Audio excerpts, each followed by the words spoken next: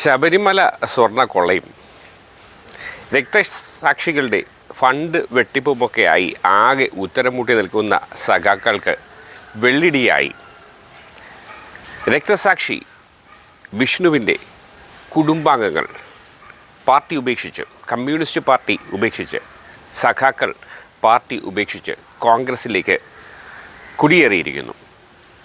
പ്രതിപക്ഷ നേതാവ് വി.ഡി. സതീശൻ്റെ അധ്യക്ഷതയിൽ രക്തസാക്ഷി വിഷ്ണുവിൻ്റെ കുടുംബാംഗങ്ങൾ മുഴുവൻ ഇന്ന് കോൺഗ്രസിലേക്ക് അംഗത്വമെടുത്തിരിക്കുന്നു.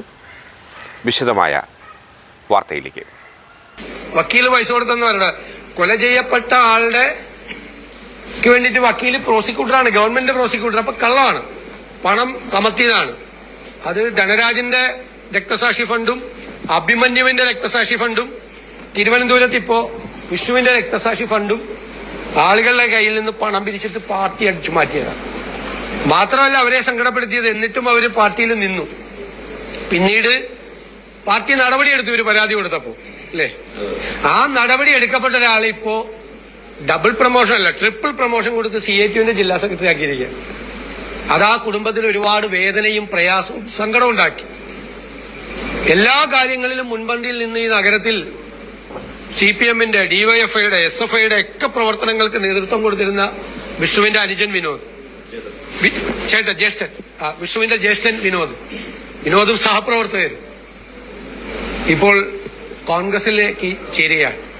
അവരെ ഞാൻ കോൺഗ്രസ് കുടുംബത്തിലേക്ക് കൃത്യമായി സ്വാഗതം ചെയ്യുന്നു. തീർച്ചയായും കോൺഗ്രസിൽ അവരിനി ഒരു കുടുംബാംഗമായിരിക്കും. ഞങ്ങൾ തിരുവനന്തപുരം ജില്ലയിൽ നിന്നുള്ള KPCC ഭാരവാഹികൾ എല്ലാവരും ഉണ്ട് എന്റെ കൂടെ. DCC പ്രസിഡന്റ് സ്ഥലത്തില്ലാത്തതുകൊണ്ടാണ് ഞാൻ അവർക്ക് എല്ലാവർക്കും വേണ്ടിയിട്ട് KPCC പ്രസിഡന്റും പ്രത്യേകമായിട്ട് അത് സ്വാഗതം അറിയിച്ചിട്ടുണ്ട്. KPCC പ്രസിഡന്റും DCC പ്രസിഡന്റിനും വേണ്ടി കൂടി ഞാൻ സംസാരിക്കുന്നു. കോൺഗ്രസിലെ മുഴുവൻ നേതാക്കളുടെയും, K മുരളീധരൻ ഉൾപ്പെടെ, രമേശ് ചെന്നിത്തല ഉൾപ്പെടെ, KC വേണുഗോപാൽ ഉൾപ്പെടെയുള്ള മുഴുവൻ നേതാക്കളോടും പറഞ്ഞിട്ട് അവരെല്ലാം വളരെ സന്തോഷത്തോടുകൂടിയാണ് മോദിനെയും സഹപ്രവർത്തകരെയും ആ പ്രസ്ഥാനത്തേക്ക് സ്വീകരിക്കുന്നത്. ഞാൻ അവരെ സ്വാഗതം ചെയ്യും.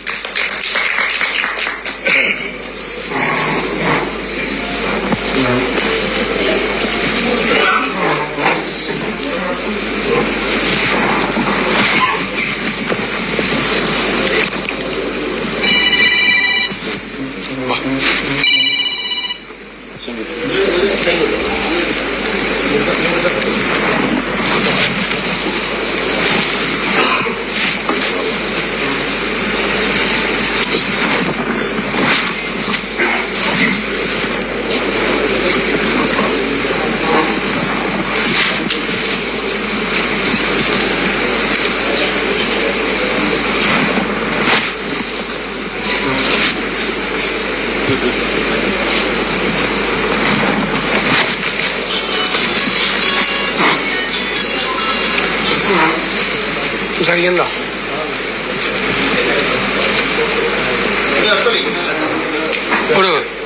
ഇവിടെ സംസാരിച്ചു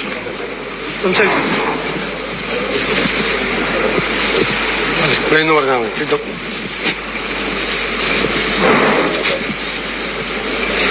7 വയസ്സിൽ ബാലസംഘത്തിൽ പ്രവർത്തിച്ചു തുടങ്ങിയതാണ്. ഇപ്പോ 50 വർഷമായി. ശരിക്കും ഒരുപാട് ദുരനുഭവങ്ങൾ ഉണ്ടായിട്ടുണ്ടെങ്കിലും ഇപ്പോ ഈ കഴിഞ്ഞ കാലങ്ങളിൽ നടന്ന ഒരുപാട് നിരവധി കാര്യങ്ങളുണ്ട്.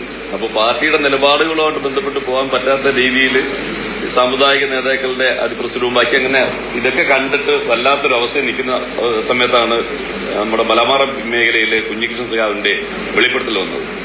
അതുമായിട്ട് ബന്ധപ്പെട്ട് ഇപ്പോഴെങ്കിലും ഈ ഒരു തുറന്നു പറച്ചിൽ വന്നില്ല എന്നുണ്ടെങ്കിൽ അത് എന്റെ ഒപ്പം പ്രവർത്തിക്കുന്ന നിരവധി പാർട്ടി സഖാക്കൾക്ക് അതൊരു വളരെ ദോഷമാവുമെന്ന് അറിഞ്ഞതുകൊണ്ടും, അതുപോലെ ലെഫ്റ്റിസ്റ്റ് എന്ന് പറഞ്ഞാൽ ഇപ്പോൾ നിലവിൽ എന്റെയും എന്റെ കൂടെയുള്ള ആൾക്കാരുടെയും കാഴ്ചപ്പാടിൽ സോഷ്യലിസവും അതുപോലെ എല്ലാവരെയും കണ്ട് ഒരുപോലെ കൊണ്ടുപോകുന്ന പാർട്ടി എന്ന നിലയിലും കോൺഗ്രസ് ആണ് കേരളത്തിലെ ലെഫ്റ്റിസ്റ്റ് എന്ന് മനസ്സിലായതുകൊണ്ടാണ് ഈ പാർട്ടിയിലേക്ക് ചേരാൻ ആവേശപൂർവ്വം വന്നത്. ഇത് ഇദ്ദേഹത്തിന്റെ ഈ നമ്മുടെ നേതാക്കന്മാരുടെ എല്ലാം മുന്നിൽ വെച്ച് ഇതൊരു തുടക്കമാണ്.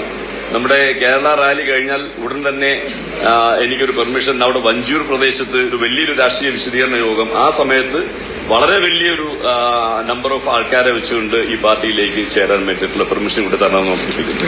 തീർച്ചയായിട്ടും ഉണ്ടാവും. അദ്ദേഹം ഒരു സ്പോർട്സ് കോച്ച് കൂടിയാണ്.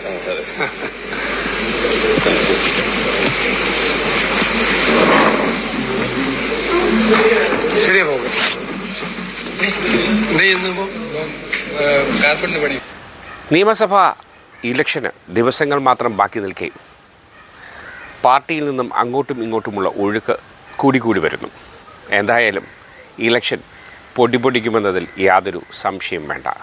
ഭരണകക്ഷിക്ക് എന്തായാലും നെഞ്ചിടിപ്പേറുന്നു എന്നതിൽ യാതൊരു സംശയവും വേണ്ട. വാർത്തകളും വിശേഷങ്ങളും ഇവിടെ അവസാനിക്കുന്നില്ല.